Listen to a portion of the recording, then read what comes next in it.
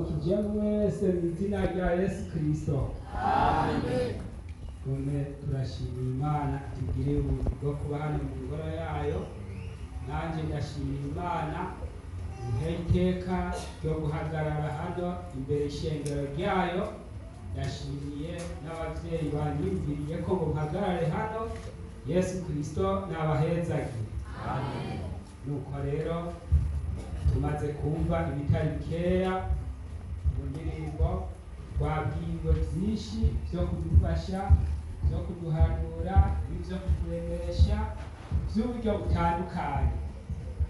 Muri uyu mwanya rero mugiye kongera ko umurongo w'ijambo ry'Imana nanjye mfise mu mutima, Imana yashize mu mutima wanje gusoma muri Zaburi ya 15 aho tugomba gusoma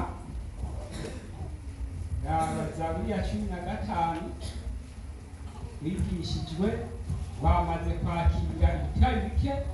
Tugomba dusome umurongo dusozereza ko ibyo twamaze kwakira. Turasoma kuri umurongo wa mbere Zaburi ya 15 umutwe w'amajambo kugira ngo Zaburi ya Dawudi. Uhoraho ninde azosembera ihema ryawe? Ninde azogerera ku musozi wawe wera? Umurongo wa kabiri havuga ngo nugendera mu bitunganye, agakora ibyo kugororoka, akavuga ukuri umutima wiwe, ntarementanisha ururimi rwiwe, ntagirire nabi mugenzi we, ntakaze inkuru y'umubanyi wiwe. Mu maso yiwe ihungukira kengeretse, ariko yubaha abatinya Uhoraho. Icyo yarahiye naho comugirira nabi ntiyirahuza, ntaguranira amahera uzohabwa inyungu, ntiyemera ingurire yo gutsindisha ufise urubanza. Ugenza atyo nta kizomuniganiza. Yesu nashimwe cyane. Amen. N'amajambo y'Imana akomeye arimo n'ikibazo. Nibaze ko uyu ariko abaza ati Uhoraho ninde azoduga umusozi wawe? Ninde azogerera ahera hawe? Haca haboneka inyishu ngo ni umuntu agendera mu bitunganye. Yesu nashimwe cyane. Niko twasomye kuri uno murongo wa kabiri ngo nugendera mu bitunganye, agakora ibyo kugororoka, akavuga ukuri mu mutima wiwe. Yesu nashimwe cyane. Umuntu agendera mu bitunganye akongera agakora ibyo kugororoka kandi akavuga ukuri mu mutima wiwe, uwo ni wa muntu afise uburenganzira bwo kuzohagarara ahera h'Imana. Yesu nashimye cyane. Muri kino gihe cy'iherezo abantu batari bake biragenda bitugora ibyo kugororoka cyangwa ibyo kuvuga ukuri mu mutima. Umuntu akavuga ukuri ku mubiri, ariko burya ukuri ni uko mu mutima. Dawidi niwe yongera abivuga abwira Imana ati Uhoraho raba ubwo ukuri hirya mu mutima. Kandi mu mutima burya ni hirya kure rwose. Mu mutima ntugire ngo ni hafi. Umuntu yoshobora kukubwira ibintu by'ibinyoma ukabyakira ukamenga wakiriye ukuri, kandi azi ko yaguhenze. Hasigaye umwanya mutoya gahava nawe utahura ko kwari kukwiba. Imana idufashe cyane. Ariko Bibiliya ivuze ngo akavuga ukuri mu mutima wiwe. Yakwifurije kugira ukuri ko mu mutima wawe. Kuko abantu batari bake arashobora kugenda umenga ahagaze mu kuri. Ubundi niwe yatubwiye, sinibuka ko ari kuw'Imana uhetse, ati umuntu arashobora kuba yokwereka ko ari umukunzi, ati mugabo mu kanya gatoya arose uburyo yosha kurangiza, kandi muhwanye akakugumbira ufise nk'imbavu zihuha nk'izigwanje ukaba wozirokora hatwe no kuzivura. Umengo aragukumbuye, umengo yaragukeneye, nawe atifuza nuko yokongera kukubona ku isi. Imana idufashe cyane. Wewe rero ugaca uvyakira uko, ngabo y'Imana dusengayo yabonye yuko atagukunda. Umuntu rero azoduga umusozi w'Uhoraho ngo n'umuntu agendera mu kugororoka, akongera akavuga ukuri mu mutima wiwe. Imana nidufashe cyane. Avuga ukuri mu mutima wiwe. Wewe nawe ubwawe ushobora kubyumva, mbega jewe ibintu nkora n'ibintu mvuga vyoba ari ivy'ukuri kwa mu mutima? Kuko kubukoba ibintu wokora bikamenyekana vyoba biki. Namba woririmba, namba wosenga, hariho ibintu wokora ukirenza kukipfuka, umuntu agaca kwita umunyakuri, ariko hirya mu mutima agezeyo yoca yifata ku munwa. Imana idufashe cyane. Ariko umuntu azoduga umusozi w'Uhoraho, wewe na jewe twipfuza kuzoduga uwo musozi, turabonye ikintu umuntu asabwa kiza imbere y'ibindi gituma azokwemererwa kuzoduga k'uwo musozi. Reka twongere dusome, wongere ubyibuke wewe udafise Bibiliya. Kuri umurongo wa kabiri, yugendera mu bitunganye, agakora ibyo kugororoka, akavuga ukuri mu mutima wiwe, utarementanisha ururimi rwiwe, ntagirire nabi mugenzi we, ntakaze inkuru y'umubanyi wiwe. Mu maso yiwe igihumbu kirakengeretse, ariko yubaha abatinya Uhoraho. Icyo yarahiye naho comugirira nabi ntiyirahuza. Imana idufashe cyane. Umuntu atagirira nabi mugenzi we, kandi ngo adakaza n'inkuru y'umubanyi wiwe. Imana idufashe cyane. Adakaza inkuru y'umubanyi wiwe. Hajya ibintu bikunda gukara bikajijwe n'abantu, kandi ibintu umuntu umwe bikajije akabigeza nko ku biro, nabwo byoba bikara bipima ibiro, akageza nko ku biro 2, ubundi aroyemo ntapfa ko adakwije ko ikiro kigira 3. Nabwo haje uwundi ari umuntu azindotse we yokongera ko na 2, ugasanga byakwiye 5. Ari ugukaza gusa. Imana idufashe cyane. Umuntu rero azoduga uwo musozi ngo umuntu adakaza inkuru y'umubanyi wiwe. Wewe namba wibana, wewe uratomboye. Rega abantu bibana, akaba yibana nko ku gasozi ka wenyene kumwe kwa kera hariya, hari uwo barimwo muri twebwe. Imana idufashe cyane. Mu myaka irenganye hariho imisazi iri mu ntara zirimo amatongo yagutse, ushobora gusanga umuntu agiye kurahura umucanwa ava nko ngaha agashika nkariya ku gisengero kwa Buyengero. Je narabonye ibintu bene ibyo. Hamwe umuntu agiriye ikibazo ngaha yokoma induru canke akareka, kuko n'uwo yiha ntawabona. N'umuhana yoba atera ijwi ngo riduge k'uwo muhana ntawuhari. Uwo rero ngira ngo naba akariza inkuru nkeka yobaho, ariko asanzwe ari umurundi nyene, umurundi nyene w'imvukira yo mu Burundi. yopfuma ashira kwigufura ikunzi we akaja haziga wa muhana mugabe ivyo akaza akabirondera. Imana igufashe cyane. Nayo ubuhoho rero byaraducikanya amazi. We twarigeze gupanga hamwe n'umuntu tugipanze mu myaka irenganye, akanduruka mu muryango w'urumva muri mu rupangu rumwe, ari muri umuryango nawe uri muri uwo, imbabura wawe iraha nawe gwibiraha, akava ku mbabura y'urumva nta n'urugendo rwaba ruhari, agapfundura isafuriya y'iwacu warabi ibintu twatetse.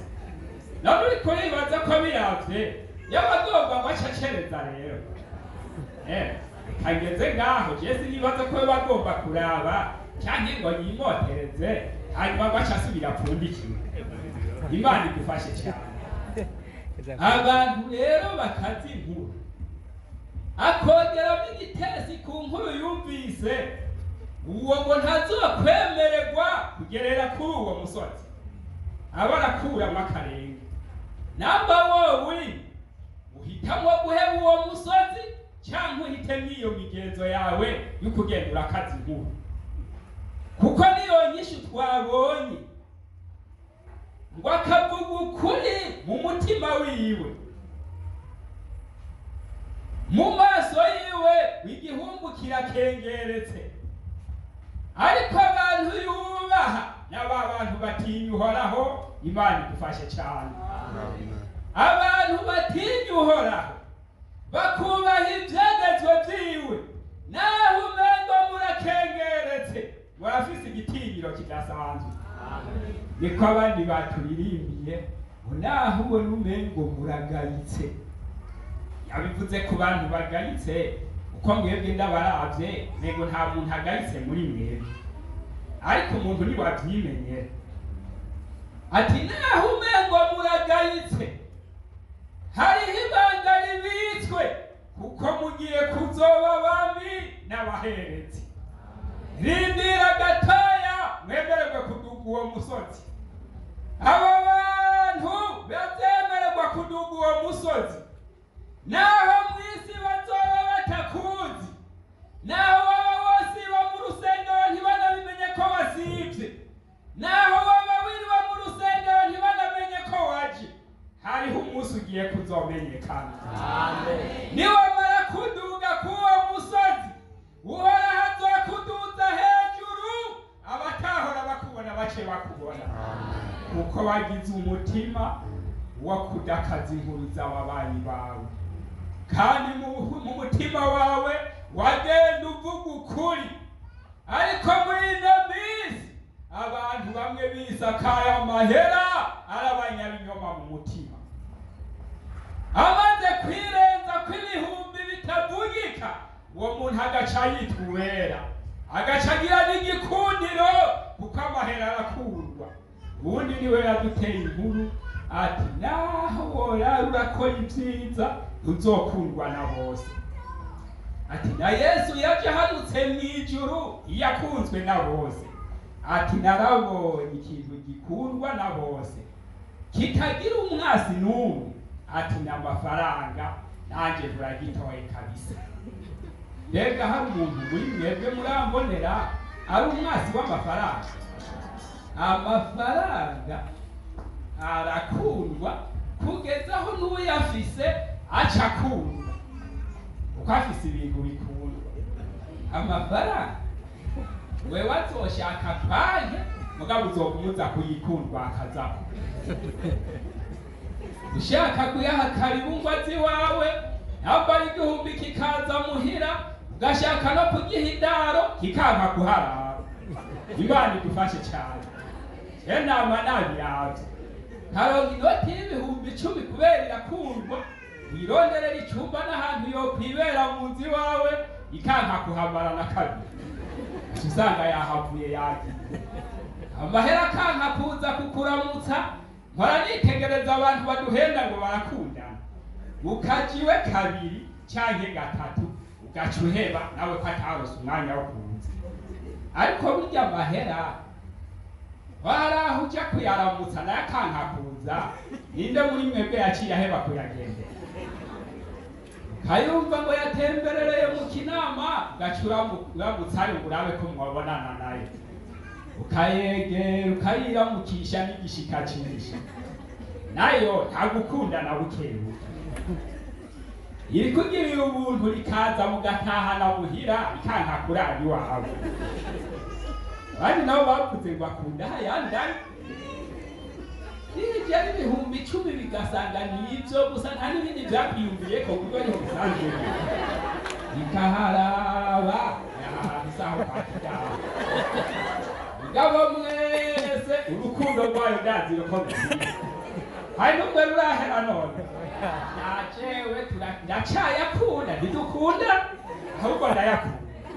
Iyo tuba twakundana abagwa mu nda nanjye nkayagwa mu nda, ariko ndakora ko akavugo mu ntoke gaca yigenda, ngabo nkaguma inyuma yayo none gamugenda kuko jewe ntubonye. Imana idufashe cyane. Umuntu rero wo muri kino gihe cyacu yarakwiye kuba maso akiyumvira ati mbega jewe ko nkunda Imana nkaba nkunda n'igihugu cyo mw'ijuru, ndiko ndavyifatamwo gute?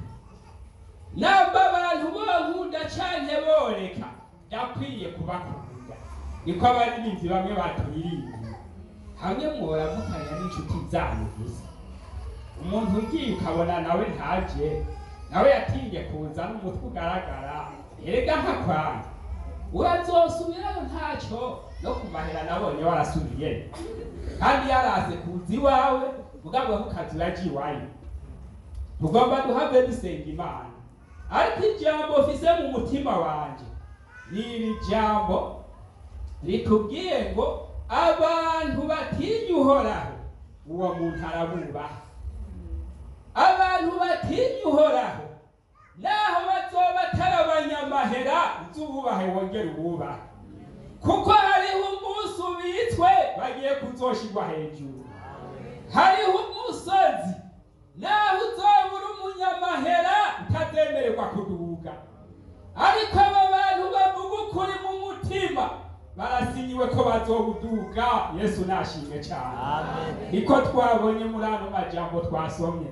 Reka twunguruze gatoya twongere dusome muri Zaburi, kandi Zaburi ya 24. Zaburi ya 24 dusome kuri umurongo wa 3.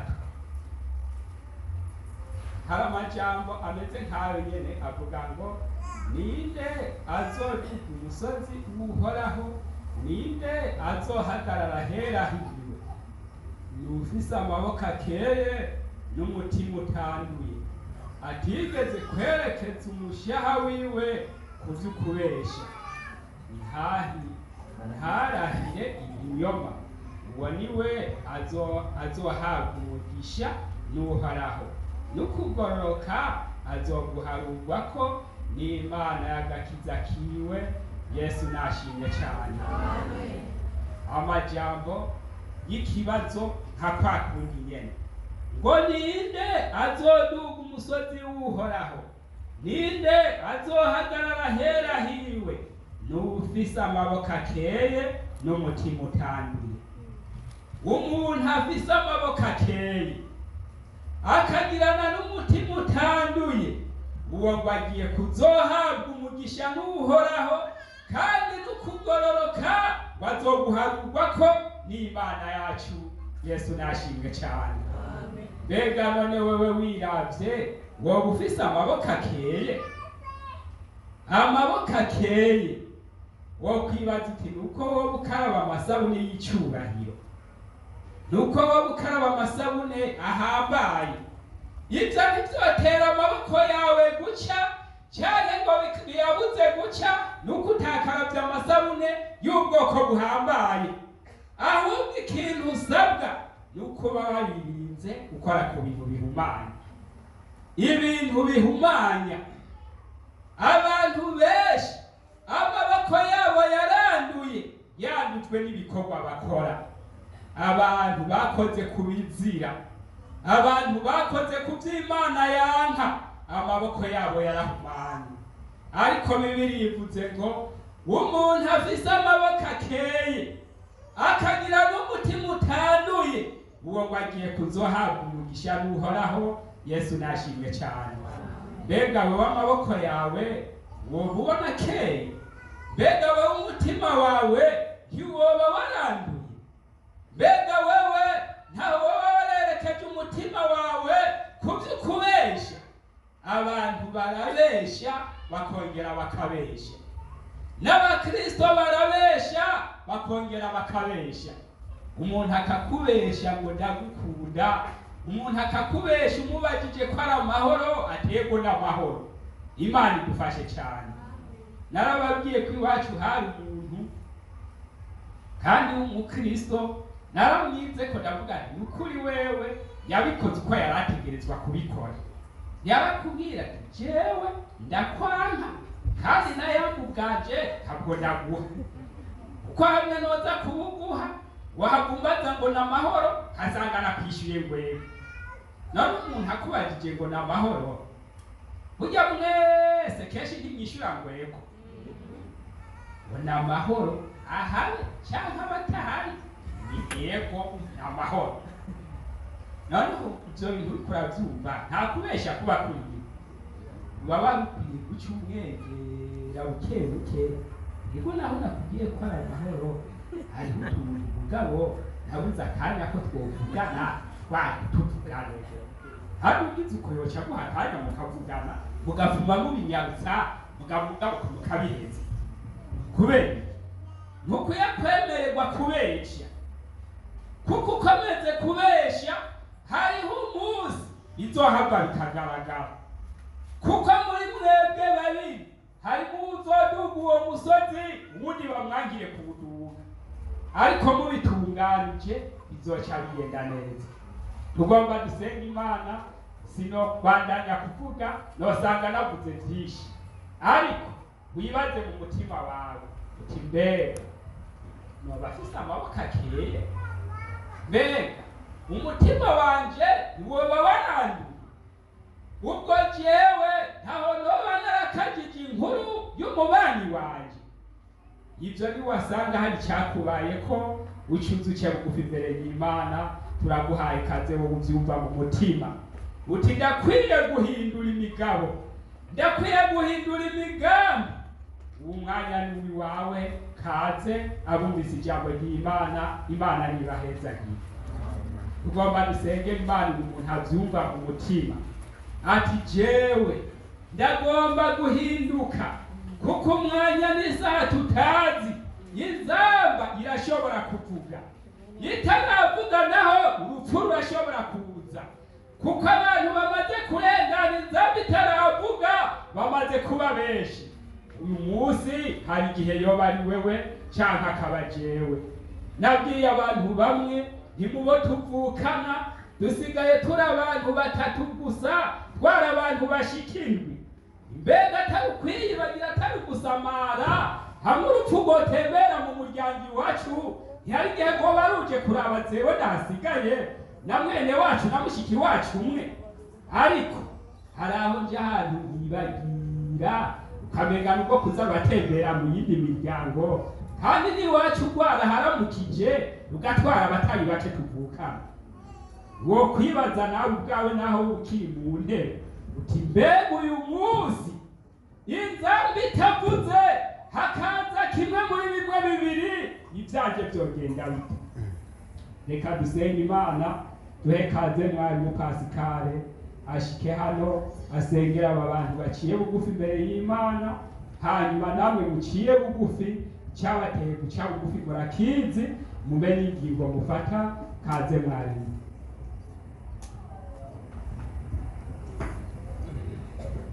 Mana data wa twese, Mana nyine ikigongwe cishi, Mana uhejeje kugaburira ishengero ijambo ry'ubugingo. Mw'izina rya Yesu ijambo ryawe rimaze kuvugwa rihembuye imitima ishengero. None w'iyi mitima irapfukamye, iratsinzwe n'ijambo ryawe. Mana, baraciye bugufi mu izina rya Yesu, bariko barakurimira bagusaba imbabazi n'ikigongwe. Mana, aho byabacumuye, Mana, aho bagucumuyeko, natwe abakozi bawe mu izina rya Yesu turataritse ibiganza byo kubasabira amaraso, nubaharire ubeze kandi batunganye mu izina rya Yesu. Umuntu wese yemanze ko yagucumuyeko, umuntu wese yemeye agapfuka amavi yiwe y'umubiri agapfukamika hasi, mu izina rya Yesu tumurambitse ku biganza, turamusengeye, numuharire, umweze, umutunganye, umufute mu gihe cy'imanza, umwandike mu gitabo cy'ubugingo. Urakoze Mwami Yesu kubahariye, kandi urakoze kubanditse mu gitabo cy'ubugingo. Mana, turabasabiye n'inkomezi, turabasabiye n'ubushobozi, turabasabiye muhemu, maze ubagire ibishirira, ubahe kurwanya intambara no kuzinesha. Urakoze kubahariye, urakoze kubyumvise kandi kubikora, ni mu izina ryawe Yesu Kristo tubasengeyemo. Amina. Nuko rero subire mu bibanza, umwanya wo kurondera abakozi b'Imana uracyariho. Uyu mwanya naho tugomba dusenge.